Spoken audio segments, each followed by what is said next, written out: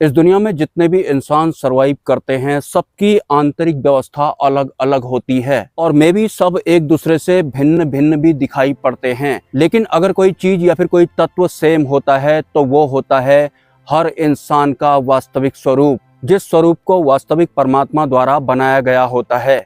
तो एक साधक जिसकी अंतरिम जागृति हो जाती है, वो इस दुनिया के हर किसी इंसान को या फिर जीव को या फिर पेड़ पौधों को समान रूप में देखते हैं, क्योंकि वो हर किसी को उनके आत्म स्वरूप में देखते हैं। और हमें हमारे आत्म स्वरूप से वंचित करने का या फिर विचलित करने का काम कौन करते हैं?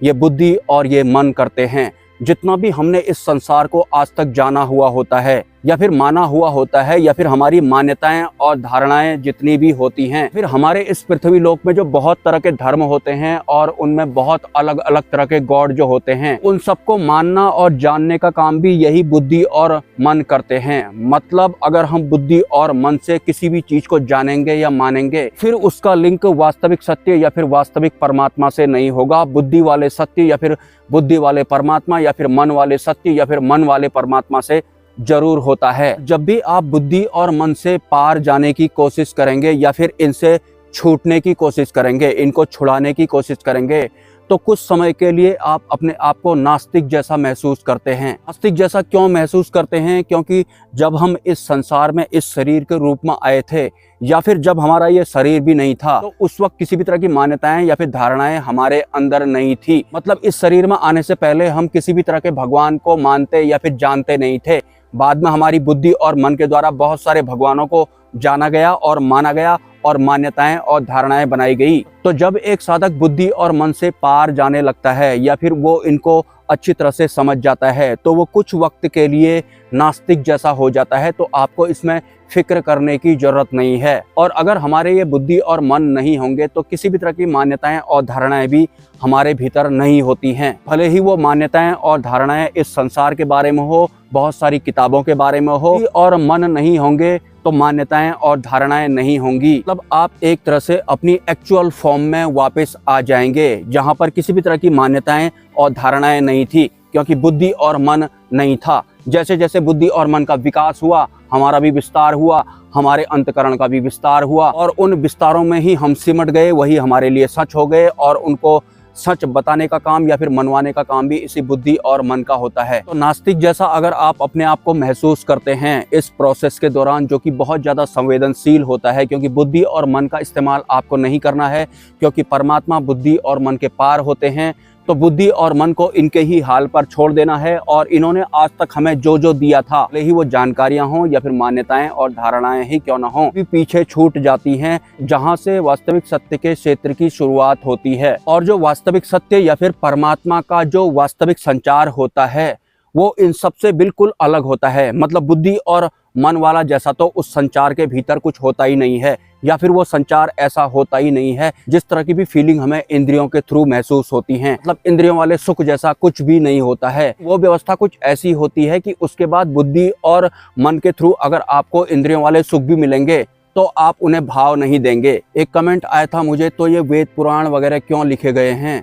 मैं आपसे सवाल करता हूँ कि ये पेड़ पौधे वगैरह क्यों बनाए गए हैं? ताकि आप जानो इनको मन से और मान्यताएं और धारणाएं अपने अंदर बिठाओ। इसी तरह से इस दुनिया में जो जो हैं, जिस जिस विषय के बारे में आप बुद्धि और मन से जानने की कोशिश कर रहे हैं, वो आपको विस्तार करने के लिए बनाए गए हैं। आप बुद्धि और मन का इस्तेमाल ना करें तो वेद पुराण या फिर जो अन्य आध्यात्मिक किताबें वगैरह होती हैं, उसका पूरा पैटर्न ही चेंज हो जाता है अगर बुद्धि और मन का इस्तेमाल आप नहीं करते हैं तो। अदरवाइज बुद्धि और मन से सिर्फ और सिर्फ आप इस संसार को अपने अंदर भरते हैं, मान्यताएं और धारणाएं बनाते हैं। वैसे जो ये वेद पुराण या फिर जो ग्रंथ होते हैं, बुद्धि और मन का इस्तेमाल करेंगे तो इनके थ्रू भी आप जानकारियां ही इकट्ठा करने वाले हैं या फिर मान्यताएं और धारणाएं ही बनाने वाले हैं। कुछ दिनों से जिस दिशा में इस चैनल के वीडियो जा रहे हैं, कुछ लोग जो बुद्धि और मन का इस्तेमाल करके सुख जैसा प्राप्त करते थे, इन वीडियोज को देखकर या फिर सुनकर उनके मन को अच्छा लगता था, अब वो अचानक से कमेंट करने लग गए हैं। कोई सवाल अगर हमारे भीतर नहीं आना चाहिए और जवाब प्राप्त करने की इच्छा नहीं आनी चाहिए तो सीधे सीधे हमें अपने कानों में रुई और मुंह में भी रुई डाल देनी चाहिए या फिर कपड़ा बांध देना चाहिए। देखिए कितने मजबूर हैं आप बुद्धि का इस्तेमाल करने के लिए और मन के हिसाब से चलने के लिए। जबकि आपको पता है कि सवाल हमारी बुद्धि शुरू करती है और जवाब अगर मिल जाता है मन तृप्त हो जाता है, लेकिन वास्तविक सत्य इसमें दूर दूर तक कहीं होता नहीं है। आप नए साधक हों या फिर आप पुराने साधक हों, बुद्धि और मन का इस्तेमाल करके या फिर इनके अधीन होकर आप परमात्मा को नहीं प्राप्त कर सकते हैं। और तो और जो अंतिम गुरु होते हैं उनको प्राप्त करने की पात्रता भी आपसे छिन जाती है ऑटोमेटिक, अगर आप पहले से ही इनके अधीन हैं और जो भी सोच और समझ रहे हैं बुद्धि और मन के अंडर में ही सोच और समझ रहे हैं। तो मैं कोशिश करूंगा कि आने वाले समय में इस विषय को सरल किया जाए, जिससे कि बुद्धि और मन से पार जाने के मामले में साधक को ऐसा ना लगे कि मैं तो नास्तिक जैसा बन रहा हूँ। बहुत सारे लोगों को ऐसा लग भी रहा होगा आजकल। एक तो नए बाबा जी आए थे, उनको देखकर या फिर उनको सुनकर तो बहुत सारे लोग अपने आप को नास्तिक जैसा महसूस कर रहे हैं, मतलब वो नास्तिक जैसे बन गए हैं। वैसे एक बार इस पूरी दुनिया के जो इंसान थे बहुत पुराने वाले, वो नास्तिक हुआ करते थे। और जब हम इस दुनिया में पहली बार आते हैं इस शरीर के साथ में, तब भी हम नास्तिक ही होते हैं। बाद में बुद्धि और मन द्वारा हमें बहुत तरह के भगवानों के बारे में पता लगता है या फिर इस तरह के पेड़ पौधों के बारे में पता लगता है। और किसके थ्रू हमें ये सब पता लगता है? बुद्धि और मन के थ्रू हमें ये सब पता लगता है। क्यों बुद्धि और मन हमें ये सब पता लगवाती है या फिर बहुत सारी चीजें हमें मनवा देती है?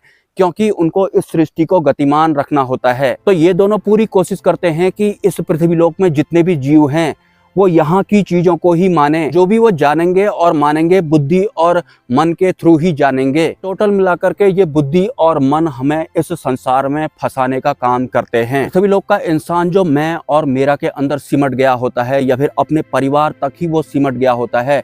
बाहरी लोगों के लिए किसी भी तरह की फीलिंग उसके लिए नहीं होती है, उसके भीतर बुद्धि और मन की वजह से ही होती है।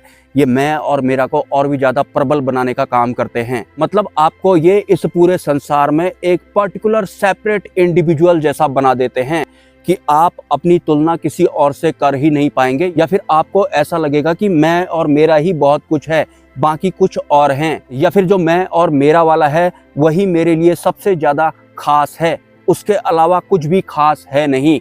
मैं और मेरा ही खास है, मेरा शरीर भी खास है, मेरा अपना वाला संसार भी बहुत खास है, परिवार भी खास है। और परिवार के प्रति या फीलिंग वगैरह जो डाली जाती हैं ये भी इसी बुद्धि और मन या फिर माया के द्वारा डाली जाती है। माया एक ठगनी होती है, ये ठगने वाली होती है। बहुत पहले मैं अपने वीडियोज में बताया करता था। हालांकि कुछ दिनों से मेरे साथ में कुछ ठीक नहीं चल रहा है। एक तो मेरी तबीयत ठीक नहीं है, ऊपर से कई तरह के नुकसान मुझे नॉन स्टॉप होते जा रहे हैं। तो उस वजह से बहुत कुछ वीडियो में वो सब व्यवस्थित नहीं हो पा रहा है जो कि वास्तव में होना चाहिए था। फ्यूचर में इसमें सुधार होने की पूरी गुंजाइश है। मैं परमात्मा नहीं हूँ, क्योंकि परमात्मा ने मुझे ऐसा नहीं बोला है कि दुनिया को तू वीडियो में ये बोल कि तू परमात्मा है। तो मैं तो परमात्मा नहीं हूँ। एक नए बाबा जी आए हैं, उनको देखने या फिर सुनने के बाद लोग नास्तिक जैसे हो गए हैं। काम धंधा करना उन्होंने छोड़ जैसा दिया है। चलिए आपने काम धंधा करना वगैरह छोड़ दिया, लेकिन जिंदगी आपकी ऐसी फीकी जैसी क्यों पड़ गई? परम आनंद में क्यों नहीं है? परम आनंद में होना है, मतलब हमें इस पूरी दुनिया का वास्तविक सत्य पता लग जाए। लेकिन हमें उदास होकर जीवन यापन नहीं करना है कि यही इस दुनिया का सच था, अब कुछ करने का मन नहीं करता है, पूजा पाठ वगैरह करने का मन भी नहीं करता है, मंदिर मस्जिद जाने का मन भी नहीं करता है। एक तरह से नास्तिक जैसा हो गया है इंसान। लेकिन नास्तिक नहीं होना है आपको। अब आप एक तरह से खाली हो चुके हैं। बहुत सारी मान्यताएं और धारणाएं लोगों की छूट गई हैं या फिर टूट गई हैं, वो अच्छी बात है। सारे फसाद की जड़ तो ये मान्यताएं और धारणाएं ही होती हैं, क्योंकि वैसे भी इस पृथ्वी लोक का कोई भी इंसान कहीं पहुंचता ही नहीं है। टोटल मिलाकर के उसकी अज्ञानमय अवस्था में मृत्यु ही होती है। लेकिन परिवर्तन का दौर चल रहा है, तो सीधी सी बात है, आपको जागरूक रहना है। आपको उदास जैसा नहीं रहना है, फिर आपको नास्तिक जैसा नहीं हो जाना है। मतलब पहले आप किसी को मानते थे और आजकल आप बहुत कुछ को नहीं मानते हैं, मतलब आप अभी खाली हो गए हैं।